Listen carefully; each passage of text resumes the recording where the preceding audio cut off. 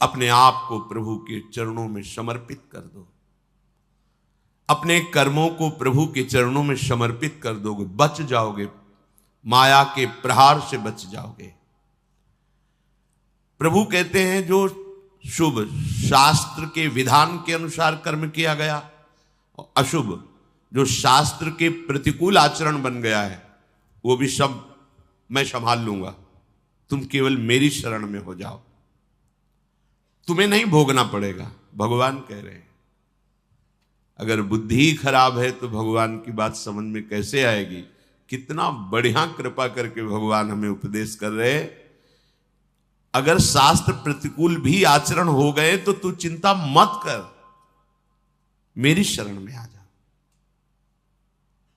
अनंत माताओं जैसा दुलार लेकर प्रभु,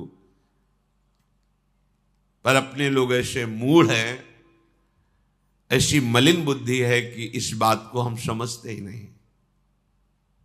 मैं कर लूंगा, मैं सुखी हो जाऊंगा, मैं अभी तक ये किया है आगे भी ऐसा करूंगा। व्यर्थ का अभिमान पतन का मार्ग पुष्ट करता है। श्री भगवान कह रहे हैं संन्यास योग का तात्पर्य होता है भगवान के चरणों में समर्पण करना, अर्पण करना। जब सब कुछ तू मेरे को अर्पण करेगा तो तू मुक्त हो जाएगा, जीवन मुक्त, और जीवन मुक्त परमानंद का अनुभव करता है। ये फल है। तत्कुरुष मदर्पणम, जो भी तू कुछ कर रहा है, यत करोषि, मेरे को अर्पण कर दे। बचा रहे हैं भगवान, बच जाओ। कर्म दोष, कर्म बंधन, जन्म मृत्यु, इससे बिल्कुल बचने का उपाय भगवान बता रहे हैं। पर इतनी मलिनता है हमारी बुद्धि में कि अभी सुनेंगे फिर भूल जाएंगे। अर्पण करने की भावना ही नहीं बन पा रही। एक स्थिति आती है जिसमें अर्पण करने का भी भाव नहीं रह जाता, क्योंकि अर्पण करने वाला ही नहीं बचा तो क्या अर्पण करें। वो एक स्थिति है, इसे बुद्धिवाद से लेकर के ना चले, नहीं तो स्थिति नहीं प्राप्त होगी, केवल बातें रहेंगी। हमारी स्थिति है शरीर में, शरीर संबंधियों में, भोगों में। देख लो तो आपको अभी ये अनुभव करना चाहिए कि अभी अहंकार है, देहाभिमान है, कर्तृत्व भोक्तृत्व भाव है, तो समर्पण वृत्ति में आओ। हर कर्म प्रभु को समर्पण करो, हर क्षण प्रभु को समर्पण करो, प्रभु के आश्रित हो जाओ। श्री भगवान कह रहे हैं हमारा सबके प्रति समभाव है। समोहम सर्वभूतेषु न मे द्वेष्योस्ति न प्रियः ये भजन्तु माम भक्त्या मयि ते तेषु चाप्यहम्। बहुत अमृतमयी बात श्री भगवान कह रहे हैं। समोहम सर्वभूतेषु, मैं बराबर सब में विराजमान हूं, चाहे जड़ हो, चैतन्य हो, पापी हो, पुण्यात्मा हो, कोई भी हो। विद्या विनय संपन्ने ब्राह्मणे गविहस्तनी स्वनीचय सुपाके चा पंडिता समदर्शिना। जो भगवान का भजन करते हैं तो भगवान का प्रभाव स्वभाव उतरता है, वही उनका स्वभाव हो जाता है। जैसे भगवान समदर्शी, ऐसे भगवान का भक्त समदर्शी हो जाता है। निरपेक्षम मुनिम शांतम निर्वैरम समदर्शिना। यहां भगवान समोहम सर्वभूतेषु, स्थावर जंगम, पवित्र अपवित्र, देवता मनुष्य, कोई भी, सब में भगवान समान रूप से विराजमान है।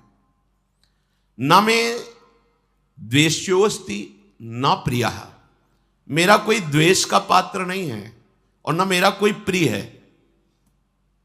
ये भगवान का सिद्धांत है।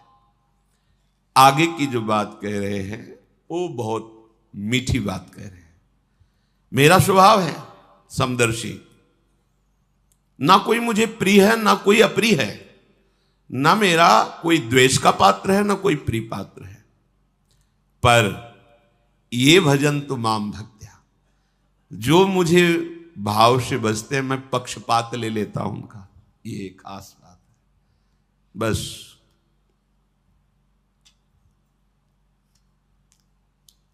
इसी बात से हम जीत गए। अगर केवल हिसाब हो तो हम कभी भगवत प्राप्ति नहीं कर सकते, कि तुम जो करोगे वही तुम्हें मिलेगा, तो हम कभी भगवत प्राप्ति के लायक ही नहीं हो सकते। पर ये बात हमें जिता देती है। ये भजन्तु माम भक्त्या मयि ते तेषु चाप्यहम्, मैं उनमें प्रकाशित हो जाता हूं और वो मेरे में प्रकाशित, जो मुझे प्रेम से भजता है। अब प्रेम है कि नहीं ये तो पता नहीं, पर प्रभु के सिवा और कोई है नहीं। वही जीवन है, वही हमारे सब हैं। राधा राधा राधा, इससे जीत गए। अगर हमारे हिसाब में देखा जाए तो ऐसा कोई तप सृष्टि में नहीं है जो भगवान को खरीद सके, ऐसा कोई सिद्धांत नहीं जो भगवान को अधीन कर सके। जैसे मां मेरा बच्चा है ऐसा मान करके हर समय आंतरिक दृष्टि रखती है, जरा सा भय उपस्थित होने पर आगे खड़ी हो जाती है। ये तो एक अंश का वात्सल्य है, वो वात्सल्य समुद्र है। बस इसी बात से हम जीत गए। नहीं तो भगवान जब अपने स्वभाव में हो तो हम कभी भगवत प्राप्ति नहीं कर सकते। भगवान का स्वभाव क्या? समोहम सर्वभूतेषु न मे द्वेष्योस्ति न प्रियः, मेरा कोई प्रिय नहीं है और कोई अप्रिय नहीं है। फिर तो हमारी बात नहीं बन पाती। अगर हमारी बात बनी है तो उनके दुलार से बनी है। उनका दुलार कैसे अनुभव में आया? कैसे आता है? अपनापन करने से। मेरे प्रभु जैसे भी है हम आपके हैं नाथ, अब आपके सिवा हमारा कोई सहारा नहीं। और ये बात जब वाणी से हृदय में उतर जाती है तो फिर जो चमत्कार जीवन में होता है वो किसी और साधन से नहीं होता है। मृत्यु से बचने के लिए बड़े बड़े उपाय किए जाते हैं। जब हार हो जाती है उपायों की, तब ये बात ध्यान आती है कि है कोई ऐसा जो मुझे बचा सकता है। नहीं, जीव का ऐसा स्वभाव बन गया है कि वो पहले भगवान की शरण होता ही नहीं है। वो जब तक हार नहीं जाता तब तक भगवान की शरण नहीं होता है। ये पक्की बात है, ये स्वभाव है उसका। आखिरी दम तक वो तिनके का भी सहारा लेने की कोशिश करेगा। जब तिनके का भी सहारा नहीं रह जाता तब वो हारे को हरिनाम, तब वो सहारा लेता है। अगर पहले ही ले ले तो हारना ना पड़े, उसे विपत्तियों का सामना ना करना पड़े। एक बार देवताओं ने देखा कि युद्ध में जितने असुर मारे जाते हैं, दैत्य, उन सबको भगवान शुक्राचार्य जी के पास संजीवनी विद्या है। विद्या का प्रयोग किया, तत्काल जीवित हस्त पुष्ट। भगवान बृहस्पति जी के पास ये विद्या नहीं। जितने देवता मारे जाते वो अंग भंग वैसी स्थिति में रहते, मृत तो मृत। भगवान बृहस्पति जी के पास ये विद्या थी नहीं, भगवान शुक्राचार्य जी के पास।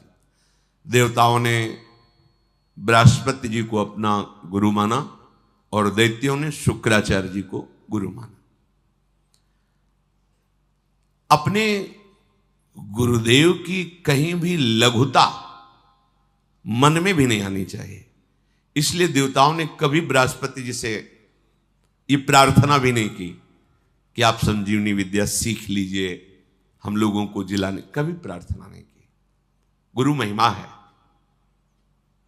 पर उनके बड़े पुत्र का नाम कच्छ था। उनसे बात की कि आप हमारे गुरु पुत्र हैं और हमारे ऊपर सबसे बड़ी संकट की बात है कि कोई साधन नहीं है जिससे हम अमर हो सके।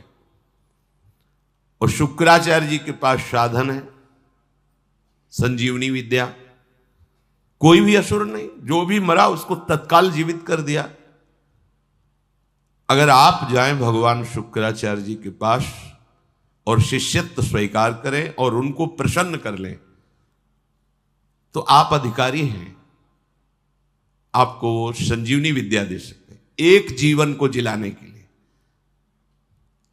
अपनी जो परा विद्या है, ये जन्म मरण का चक्र ही रोक करके श्री जी के पास प्राप्ति कराने वाली ये परा विद्या है।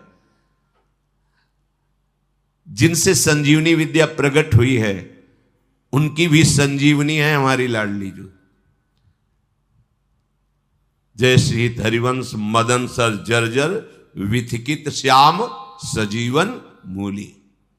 दिव्य प्रमोद रससार निजांग संग पीयूष बीच निचय रविसेचयंती कंदर्प कोटि सर मूर्छित नंद सोनु संजीवनी जयति कापि निकुंज देवी।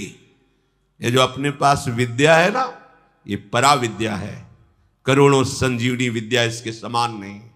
क्योंकि हमारी लाडली जो अनंत ब्रह्मांडों के ईश्वर भगवान श्री कृष्ण की भी संजीवनी मूरी है।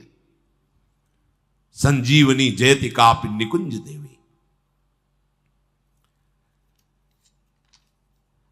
देवराज इंद्र ने जब हाथ जोड़ करके प्रार्थना की, बृहस्पति भगवान के बड़े पुत्र कच्छ अभी 9 किशोर अवस्था को प्राप्त हुए थे, उन्होंने कहा कि आप सब हमारे सम्माननीय हैं और आप हमको हमारे पिता बृहस्पति के समान आदर दे रहे हैं। अब हमारा कर्तव्य बनता है आपकी रक्षा करना।